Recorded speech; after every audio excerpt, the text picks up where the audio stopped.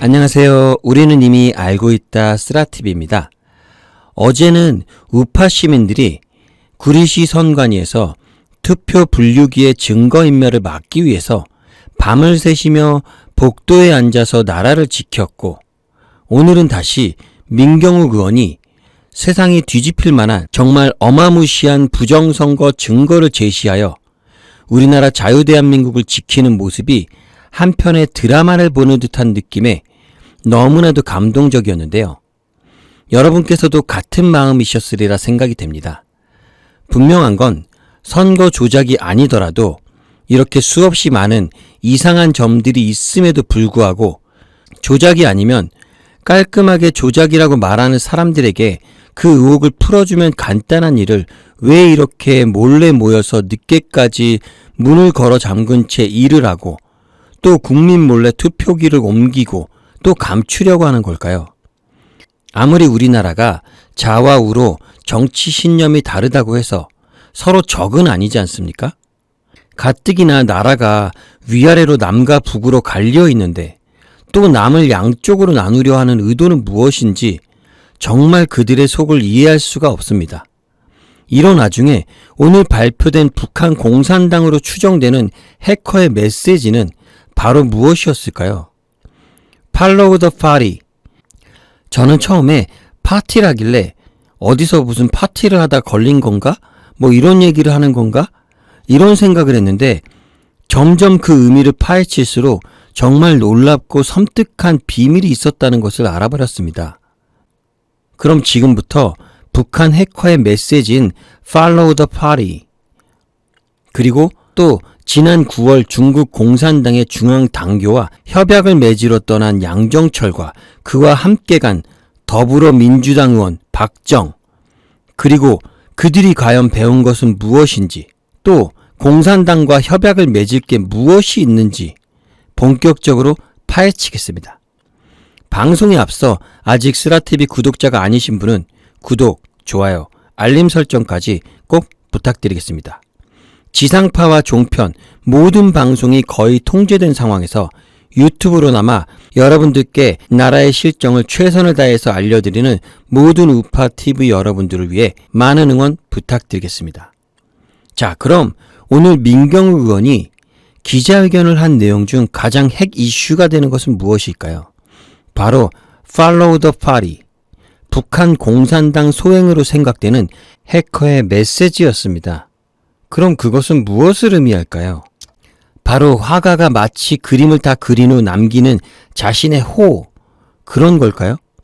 아님 자유대한민국의 유관순 누님이 죽기 전 남기는 대한민국 만세 이런 것일까요? 아무튼 이 해커의 메시지로 추정되는 컴퓨터의 메시지가 중요한 단서가 될 것으로 보이는 것은 분명해 보입니다. 그럼 이 Follow the party, 정확히 무슨 의미일까요? 이것이 바로 북한의 정치 이념이라는 것입니다. 북한의 정치 체제는 사회주의 국가의 특성인 당을 중심으로 정치가 조직되는 특성과 김일성 동지와 김정일 동지를 우리 당의 인민의 영원한 수령으로 모신다라는 것이며, 수령의 위협을 계승하고 있으므로 그의 정책을 무조건 믿고 따르라는 것입니다. 그럼 이런 북한과 하나가 되려는 문재인 정부의 정책은 진정으로 우리 대한민국이 어떤 대통령이 되겠다는 것이고, 또 우리 국민들에게 원하는 것은 무엇일까요? 정부와 국민 모두 저 북한의 통치 이념을 따르자는 건가요? 최소한 문 대통령 혼자만 김일성 동지를 영원히 따르겠다 이런 건 아닌 것 같은데, 우리 국민 모두 김정은을 믿고 따르라는 그런 건가요? 분명한 건 김일성 수령과 김정일 동지만을 따르겠다는 북한에게 우리의 여러 지원은 북한 체계를 무너뜨릴 수는 없는 걸 텐데요. 그렇다면 북한 체계를 더욱더 보강시키거나 아니면 우리나라도 북한의 체계처럼 바꿔가자는 얘기일까요? 참 이상하지 않습니까? 어떤 설명이 안 되는 것입니다. 그럼 우리 작년에 이 기사를 보고 정말 의문이 많이 들었는데 한편으로는 걱정도 됐었죠. 바로 양정철이 중국 공산당 중앙당교와 정책 협약을 맺겠다고 하여서 중국으로 갔었던 건데 민주주의 국가인 대한민국의 여당이 왜 공산당의 중앙당교와 협약을 맺는다는 건지 정말 이해가 안 가지 않습니까? 그리고 말이 협약이지 중앙당교는 공산당 고급 간부를 길러내는 싱크탱크이자 고급 교육 연수기관인 것입니다. 마오쩌둥, 후진타오 전 주석과 시진핑 주석 등이 이곳 교장을 거쳤고요. 중국 리더십의 사관학교로 여겨지며 최고 지도자들이 당의 방침을 알리는 곳이기도 한데요. 그래서 공산당 고위 간부직에 오기 위해선 반드시 이 기관에서 수학을 해야 되는 건데요. 양정철이 왜 공산당 고위 간부 교육을 배웠을까요? 그럼 또 무엇을 배운 걸까요? 그것은 중앙당교의 당위원회 위원인 세준타오 교무부 주임의 칼럼을 보면 바로 알 수가 있는데요. 칼럼의 내용은 이렇습니다. 중국 특색 사회주의의 새 시대 진입이 중국 발전 현황에 대한 정확한 판단이라며 개혁 개방 이후 약 40년간 중국의 경제력, 과학기술력, 국방력, 종합국력이 세계 선두에 진입했고 국제적 지위도 유례없이 높아져 당의 면모와 국가의 면모, 인민의 면모, 군대의 면모, 중화민족의 면모, 모든 면모에서 유례없는 변화가 일어났다고 말했습니다. 이것은 지금의 중국이 공산 국가에선 역대 있을 수 없는 큰 성장을 했다는 것이고 또한 이것이 중국 특색 사회주의가 새 시대로 진입한 중요한 근거라고 덧붙여 설명을 했는데요. 바로 우리나라의 조국이 그렇게 주장하며 외치는 사회주의 예찬인 건데요. 또 중앙당교 중국 특색 사회주의의 이론체계 연구센터의 한친샹 비서장도 역사적 성과와 역사적 변혁이 중국 특색 사회주의의 새시대 진입의 실천 기반이자 실질적 근거라고 말을 했습니다. 바로 중국이 지금까지 세계적으로 우뚝 선 이유가 사회주의로 인한 새시대를 열었기 때문이라는 건데요. 또 이 새 주임은 이렇게 말을 합니다. 새시대는 중국 사회의 주요 모순 전환에 대한 철저한 개념 정리를 토대로 한다며 중국 특색의 사회주의가 새 시대에 진입하면서 사회 주요 모순이 인민들의 커져가는 삶의 질에 대한 요구와 불균형과 불충분한 발전 사이의 모순이라는 말을 합니다. 다시 말해 이 말은 중국 사회의 모순이 인민들의 삶의 요구는 커져가는데 나라의 발전이 제대로 되지 않거나 충분하지 못하다는 건데요. 또 인민의 관점에서 볼 때는 샤오캉, 이 샤오캉은 우리나라의 중산층에 해당되는 사람들인데요. 이 중산층의 삶에 대한 요구가 갈수록 커진다는 건데 이것이 물질적 문화생활뿐만 아니라 민주, 법치, 공평, 정의, 안전, 환경 등 사회 여러 분야에서 점점 요구가 높아진다는 것을 의미한다는 겁니다.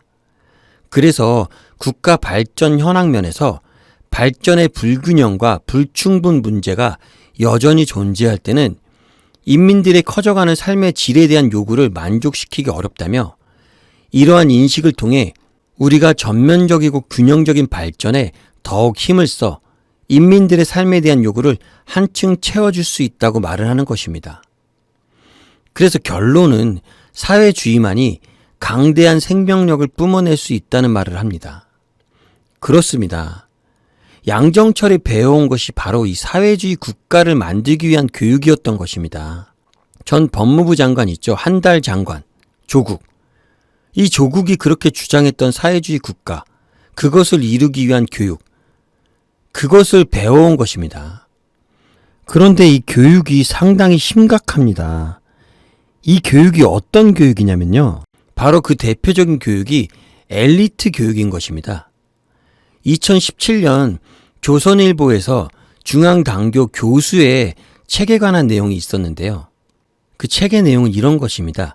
중국 중앙당교 교수였던 조호길 교수는 중국의 정치 권력은 어떻게 유지되는가라는 책을 발표했는데요. 이 책은 중국의 건재함을 다룬 책인데요.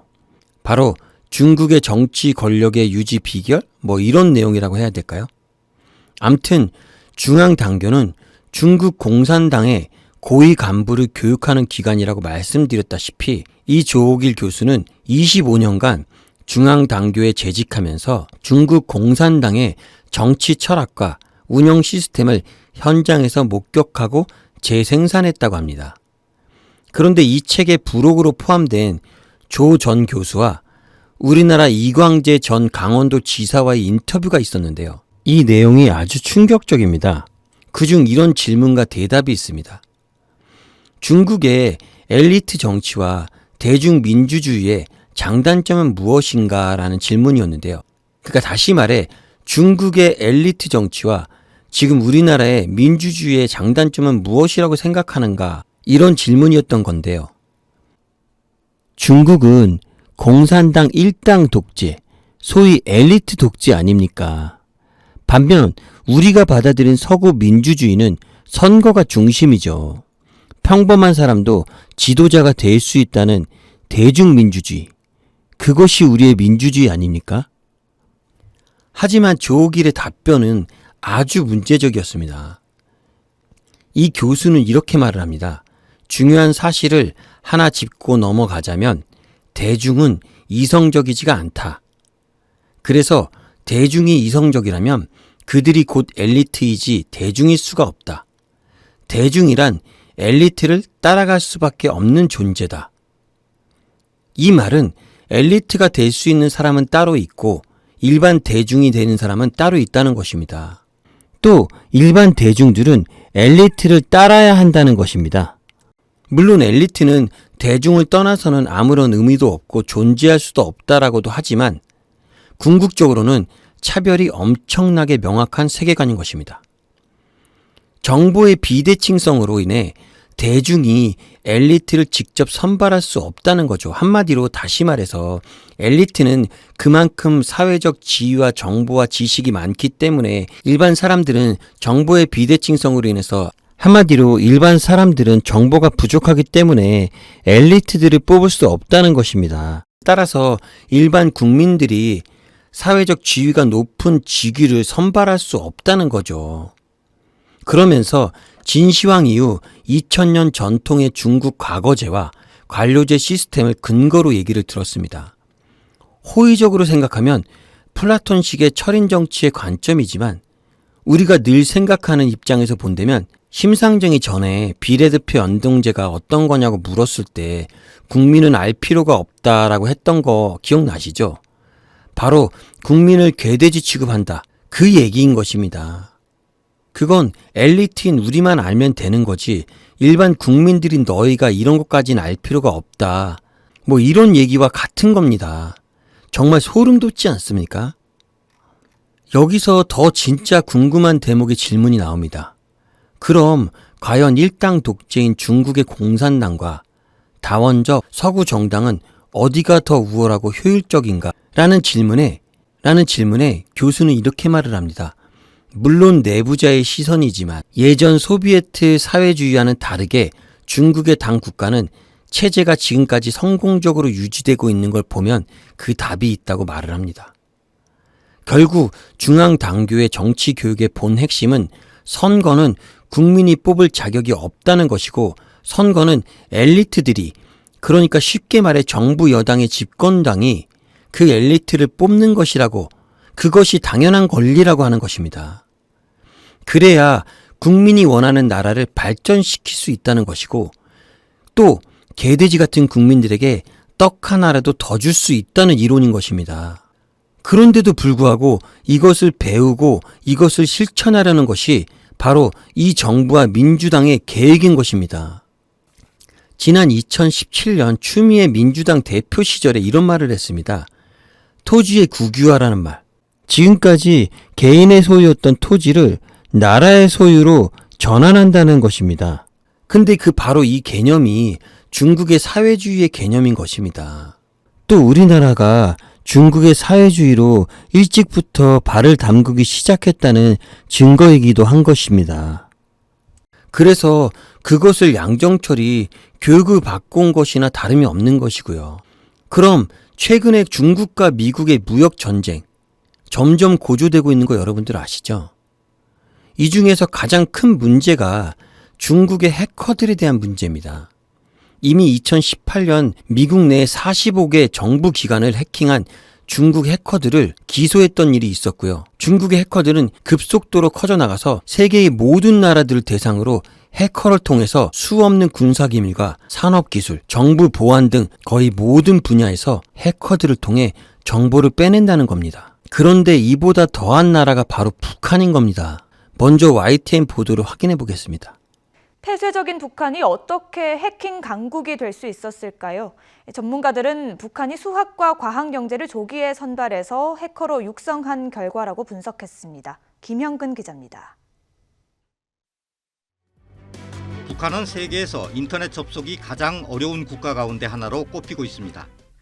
해외 인터넷과 연결되는 통로는 압록강을 거쳐 중국으로 연결되는 것과 러시아 극동지방의 인터넷과 연결되는 것 두 가지뿐입니다. 이마저도 접속량이 극히 적습니다. 그런데도 북한의 해킹 능력은 놀라운 수준입니다. 지난 2014년 소니 픽처스는 북한 김정은 위원장의 암살을 다룬 영화 인터뷰의 개봉을 앞두고 해킹 공격을 받았습니다. 당시 미국 정부는 북한 정찰총국을 배후로 보고 제재 대상으로 지정했습니다. 재작년에는 뉴욕 연방준비은행의 방글라데시 은행 계좌에서 8천만 달러를 훔쳐간 해킹 사건의 배후로 북한이 지목됐습니다. 미국 정부는 지난해 전 세계 병원과 은행, 기업 네트워크를 마비시킨 사이버 공격의 배후도 북한이라고 밝혔습니다. 최근에는 가상화폐를 거래하는 한국과 런던의 거래소를 해킹해 거액의 비트코인을 빼돌린 주범도 북한이라는 분석이 나오고 있습니다. 전문가들은 북한이 이 같은 해킹 능력을 갖추게 된 배경으로 소비에트식 교육을 꼽고 있습니다. 북한은 수학, 과학에 뛰어난 재능을 보이는 어린이를 선발한 뒤 특정 중고등학교에서 집중적으로 훈련하고 있습니다. 대학에서는 해킹 교육을 김일성대와 김책공대가 주로 맡고 있습니다. 북한 정찰총국 산하 사이버전 지도국은 3,000명에서 6,000명에 이르는 해커 가운데 가장 유능한 해커를 뽑아서 중국 선양 등에 보내 해킹 공작을 펼치고 있는 것으로 알려졌습니다. 북한의 해커들은 해외에서 일반적으로 쓰이지 않는 독특한 해킹 도구를 개발하는 능력을 갖춰 그 추적이 더욱 어렵습니다. 보안 전문가들은 북한의 해킹 공격은 도로변에 폭탄을 몰래 묻어놓는 테러리스트들의 공격과 비슷하다면서 국제적인 공조와 대책 마련이 필요하다고 말하고 있습니다. YTN 김영근입니다.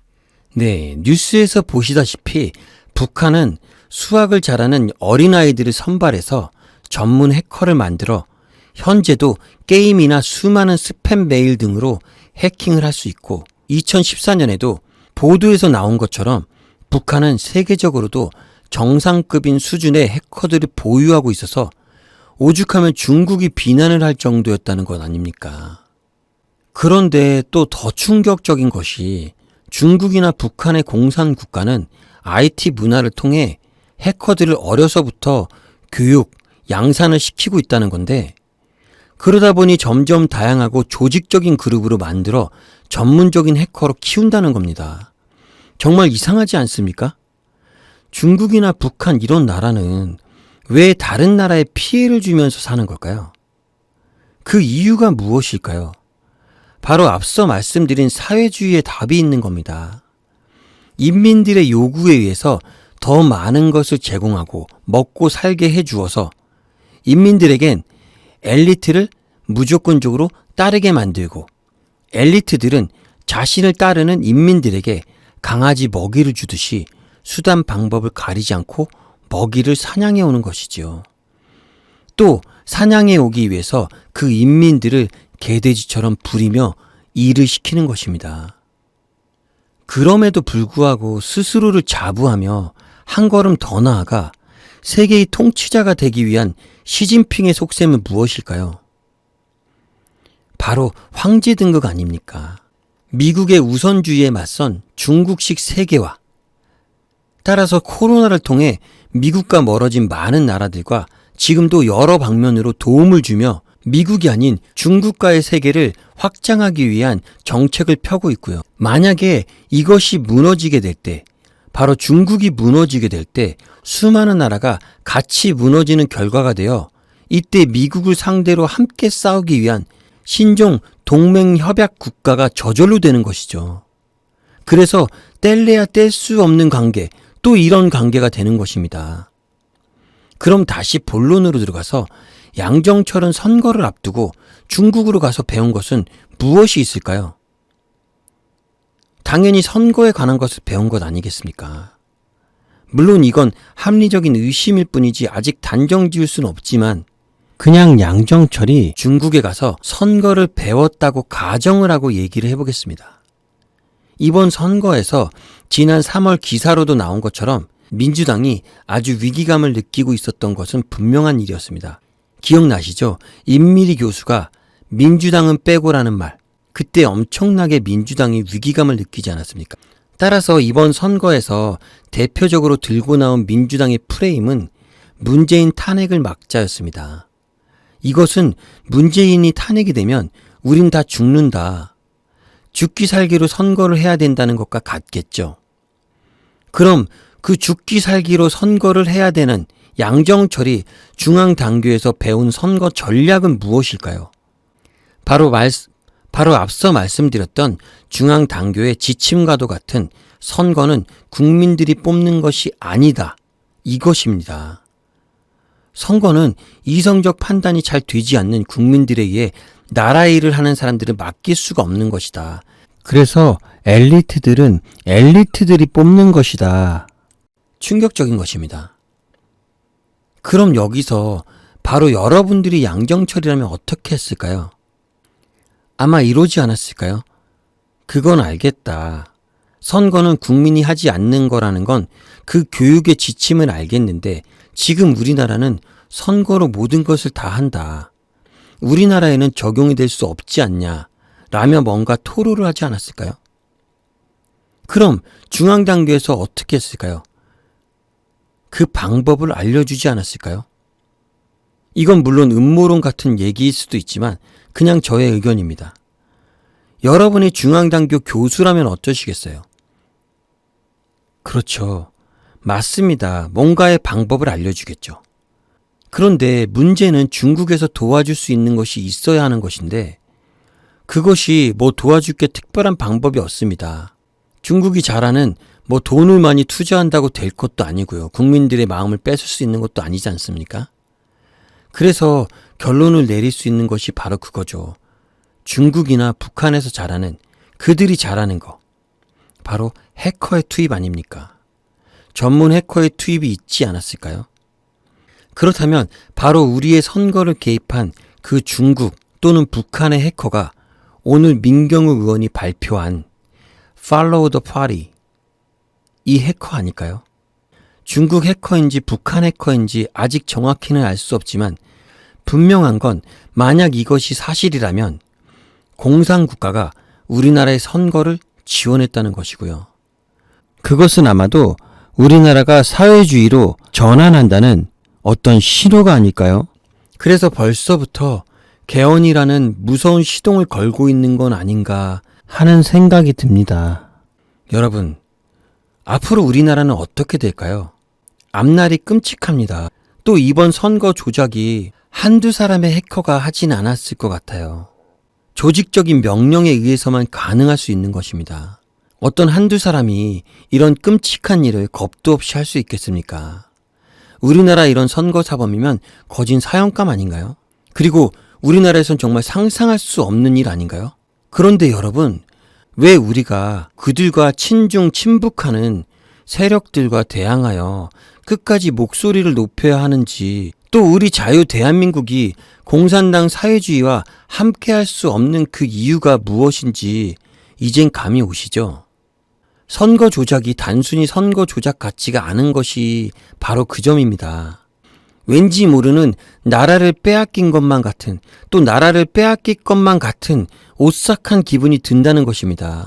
그런데 한편으로는 이런 분도 계시더라고요. 나라가 어려우면 중국이라도 잘 보여서 우리나라 잘 살면 되지. 중국 돈도 많은데 우리나라에 와서 팡팡 쓰는 게 좋은 거 아니냐? 이런 생각을 하시는 분들이 있더라고요. 여러분께서는 여지껏 사시면서 부모님의 말씀을 잘 들어오셨을 겁니다. 그런데 혹시 이럴 때 있지 않습니까? 살다가 가끔 어떤 일에 대해서는 이번만큼은 죽어도 내 맘대로 하고 싶을 때, 그럴 때 있지 않았나요?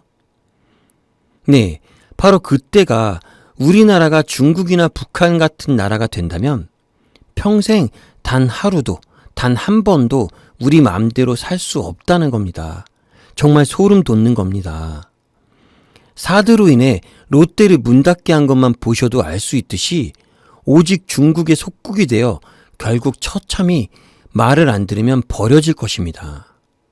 이것이 두려운 것입니다. 만약 이번 선거가 정말 중국의 도움으로 인한 부정이었다면 이미 우리는 벌써 중국이나 북한의 볼모가 된 거나 다름이 없는 것입니다.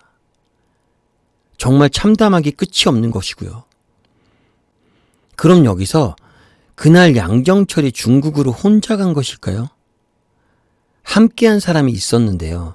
이날 협약식에는요, 민주당 측에서 양정철 원장과 한중의원연맹 한국 측 간사인 박정 의원, 당 교육연수원장 황희 의원, 민주당 의원들이 함께 참석했다고 했습니다.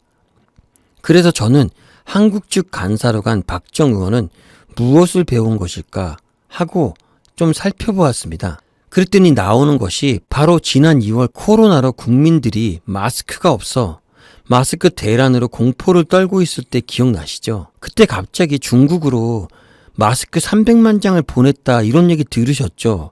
그때 정말 나라의 배신감을 느끼지 않았습니까? 그 중국으로 마스크 보낸 사람이 바로 이 박정 의원입니다. 여러분 아시겠어요? 중국 당교 협약식에서 양정철과 함께 참여한 의원입니다. 이런 걸 배운 건가요? 근데 정말 우리나라 사람이 맞는지 이해가 안 가는데 중국으로 마스크를 보내기 위해 이곳저곳에서 정말 미친 듯이 쓸어 모았다고 합니다. 300만 장이나. 또 이 마스크를 우한 시민 보내는 전세기편에 실어서 보냈다고 합니다. 이것도 불법인 거죠. 또 더 가관인 건 이 박정 의원은 한국의 서해 수호의 날 기념식에는 불참을 하고 그 이후 열린 북한 군 중공군 추모제에는 참석을 해서 비판을 받은 사람입니다. 또 현재 중국 유학교 우총연합회 회장을 맡고 있다고 합니다. 이렇듯 전방위적으로 중국과 북한 공산정권과 매우 비밀스럽고도 밀접한 관계를 맺고 있는 문재인 정부와 중국과 북한, 이 세 나라는 자신들의 이익을 위해 연합을 하여 큰 뜻으로는 사회주의라는 하나의 목표를 두고 또 다르게는 서로 간에 각자의 목적을 달성한 것 아닐까요? 이제 오늘의 선거 조작 의혹의 사건은 우리 당을 영원히 따르라는 Follow the Party라는 새로운 메시지와 함께 새로운 국면으로 접어들 것 같습니다. 이미 선관위에서도 인정한 조선족의 선거 참관인이 있었던 거 보면 북한과 중국과의 모종의 관계가 있었던 것은 분명한 것으로 보입니다. 이번 선거가 공산당 정권의 전문 해커들의 선거 개입으로까지 커진 만큼 이제는 검찰의 수사가 절대 늦춰져선 안 될 것 같습니다. 반드시 이 나라의 주권을 되찾아야겠습니다. 우리나라 속담 중 이런 말이 생각납니다. 아니 땐 굴뚝에 연기 나랴. 정말 이 모든 것들이 저희 같은 국민들의 가설이고 조작이고 어떤 음모론일까요? 정말 오늘도 내일도 이렇게 어느 누구의 지시 없이 나라를 지키겠다는 신념에 선관위 앞에 앉아서 밤을 새우는 많은 사람들이 있습니다. 이 모든 시민들이 함께 모여 거짓된 것을 만들어서 이런 일을 벌이고 있을까요? 생업을 뒤로 하면서까지 이 모든 사람들이 이 선거 의혹을 밝혀내서 얻는 것이 무엇이라고 생각합니까? 정말 우리 시민들은 얻는 것이 아무것도 없습니다. 우리의 주권이 무언가에 의해 조작이 됐다. 이 하나만으로 이 사실을 밝혀내고 싶은 것 뿐입니다. 그러기에 하루빨리 검찰과 이 나라 모든 사람들이 노력하여서 의혹과 모든 사실들을 명백하게 밝혀주시길 간절히 바라고 바랍니다. 저희가 원하는 것은 오직 이것뿐, 그 이상도 그 이하도 아닙니다. 마지막으로 저는 오늘 여러분들에게 올해의 방탄소년을 능가하고 세계적으로 최고의 밴드가 될 최고의 히트 예상곡 여러분들에게 들려드리면서 오늘의 방송을 마치겠습니다. 감사합니다. 쓰라TV였습니다.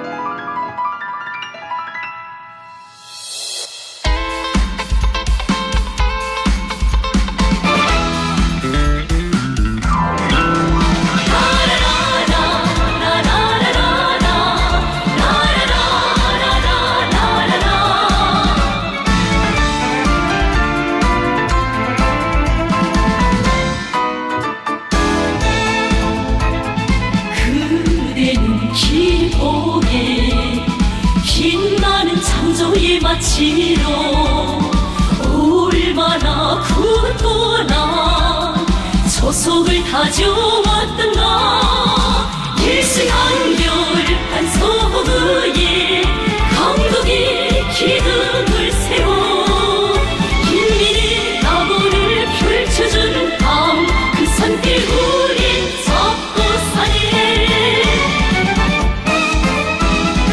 그대는 기복에 빛나는 애국의 낯으로 얼마나 풍요한 열매를 가꾸었던가 사회주의 기감사리 행복의 씨앗을 뿌려 군림을 알아온 고마운 땅그 뜻을 우리 못 키우리